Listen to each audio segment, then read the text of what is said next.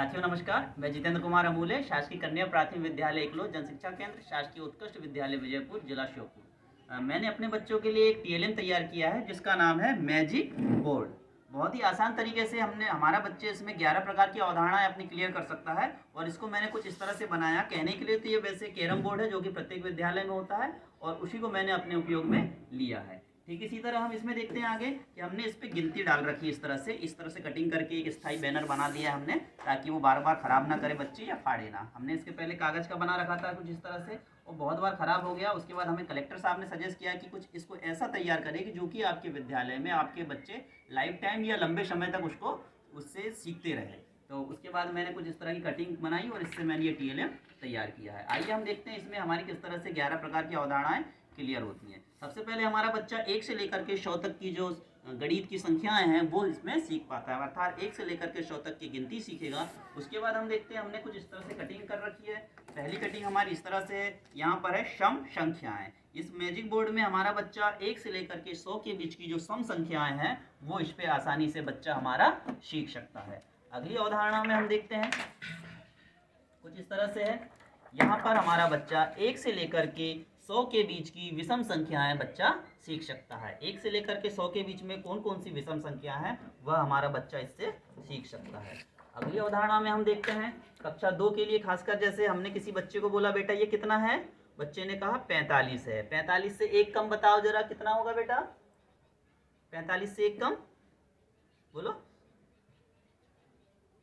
कितना, 44। चेक कर सकते हैं हम सही बोला या गलत बोला। उसी तरह 1 अधिक 45 के बाद कितना आता है 46। कुछ इस तरह से हम अपने बच्चे को बता सकते हैं, कहीं पर भी लगा करके इसको हम कर सकते हैं। ठीक इसी प्रकार इस तरह से लगा सकते हैं 36 से 10 कम 26, 36 पे 10 अधिक, तो इस तरह से 46 हम बच्चे को इस तरह से उसकी अवधारणाएं क्लियर कर सकते हैं। हमारा बच्चा गिनती तो सीख गया है, पर गिनती के बाद और भी जो छोटी छोटी अवधारणाएं हैं या बीच बीच की संख्याएं हैं वो बन पा रही है, यानी हम इससे सिखा सकते हैं। ठीक इसी तरह हम इसमें बच्चे को आरोही क्रम और अवरोही क्रम सिखा सकते हैं, यानी घटते क्रम और बढ़ते क्रम। जैसे सबसे पहले छोटी संख्या फिर बड़ी फिर बड़ी, ठीक इसी तरह सबसे पहले बड़ी संख्या फिर छोटी फिर छोटी। तो इससे हम 2 प्रकार की अवधारणाएं सिखा सकते हैं, घटते क्रम और बढ़ते क्रम। अगले क्रम में हम जाते हैं जो कि बच्चों को सबसे ज़्यादा दिक्कत आती है, इस पे अभाज्य संख्याएं। हम बच्चों को यहाँ पर 1 से लेकर के 100 के बीच में कितनी अभाज्य संख्याएं वो बता सकते हैं। हम यहाँ बता सकते हैं 1 से 100 के बीच में 25 अभाज्य संख्याएं। खासकर 2 हमारे बच्चे, अधिकांश जो छोटी क्लास के बच्चे होते हैं वो 2 को भाज्य संख्या समझते हैं, तो इसके माध्यम से हम बता सकते हैं नहीं बेटा ये भाज्य नहीं अभाज्य संख्या है। और कुछ इस तरह से भी हम बच्चों को याद करा सकते हैं, भाई 1 से 10 के बीच में कितनी अभाज्य संख्या हैं, 11 से 20 के बीच में कितनी अभाज्य संख्या हैं, 21 से 30 के बीच में कितनी अभाज्य संख्या हैं। इस तरह से हम बच्चों को क्रम वाइज अगर ज्ञात कराते हैं तो मुझे लगता है कि हमारे बच्चे इससे बहुत ही आसान तरीके से अभाज्य संख्याओं की पहचान सीख पाएंगे।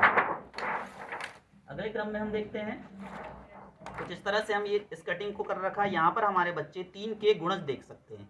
1 से 100 के बीच में 3 के कितने गुणज होते हैं हमारा बच्चा वो इससे सीख सकता है। साथ में 3 की टेबल, 6 की टेबल एंड 9 की टेबल भी इससे कंप्लीट कर सकता है। अगली कटिंग में हम देखते हैं 3, 4 के लघुत्तम समार्थवर्ती। ये जब मैं नवोदय की तैयारी करा रहा था तो उसमें देखा हमारे बच्चों को दिक्कत आ रही थी 3 और 4 के लघुत्तम समार्थवर्त। तो हमने इस पे 1 से लेकर के 100 के बीच में 3 और 4 के कितने लघुत्तम समार्थवर्त हैं वो हम यहाँ पर बच्चों को बता सकते हैं। और इस तरह की जो हमारी कटिंग है आगे और भी प्रयास जारी है। मुझे इस पर 20 कटिंग्स तैयार करना है, मतलब एक ही मैजिक बोर्ड से हम अपने बच्चों को 20 तरह की अवधारणाएं क्लियर करने पर काम कर रहे हैं। अभी फिलहाल हमारी 11 अवधारणाएं इससे क्लियर हो पा रही हैं। आगे हमने कुछ इस तरह से कटिंग बना रखी है, जैसे ये है, इसमें 1 2 3 इस संख्या को दे दिया, 1 2 3 इस संख्या का जोड़ दे दिया। इन दोनों संख्याओं का जोड़ बराबर होगा, कहीं पर भी हम लगा सकते हैं, इसको कहीं पर भी लगाएं। 1 2 3 इन संख्या का जोड़ और 1 2 3 इस संख्या का जोड़ बराबर होगा। यदि मेरी क्लास में ज़्यादा बच्चे हैं तो मैं खासकर इस एक्टिविटी को कराता हूँ ताकि एक साथ मेरे बहुत सारे बच्चे इस एक्टिविटी में भाग ले लें और बहुत ही आसान तरीके से जोड़ घटाव इसमें सीख पाते हैं। ठीक इसी तरह जैसे गणित में पेपर वगैरह जो कटिंग आती है भरने के लिए वो कुछ इस तरह से आती है, जैसे 1 2 3 संख्या को हमने जोड़ने बोल दिया, साथ में 1 2 संख्या को जोड़ने बोला, बड़ी संख्या से छोटी संख्या घटाने बोला तो हमारे पास अगली संख्या निकल के आ जाती है। इसी तरह से हम इसको छुपा सकते हैं, 1 2 3 संख्या को बच्चों को जोड़ने बोल दिया, इन दोनों को जोड़ने बोल दिया और बड़ी संख्या से छोटी संख्या को जब घटाने बोला तो हमारी ये तीसरी संख्या बच्चा निकाल लेता है। तो इस तरह से हम इसमें एक के साथ साथ अनेक प्रकार की अवधारणाएं बच्चों को क्लियर करा सकते हैं। जैसे हमने इससे 11 छोटी 11 बड़ी इस तरह की संख्याएं भी हम इसमें बच्चों को बता सकते हैं, और ये कहीं पर भी रखे हम बराबर ये काम करता है। इस तरह से हम किसी भी संख्या पर रख करके हम इस बच्चे को बता सकते हैं कि इन तीनों का जोड़ और इन तीनों का जोड़, दोनों का जो जोड़ है वो क्या होगा, बराबर होगा। इस तरह से हम अभी इस मैजिक बोर्ड के माध्यम से 11 प्रकार की अवधारणाएं क्लियर कर रहे हैं, लेकिन आगे हम इस पर सतत काम कर रहे हैं और आगे 20 तरह की अवधारणाएं क्लियर करने का हम प्रयास करेंगे। Thank you.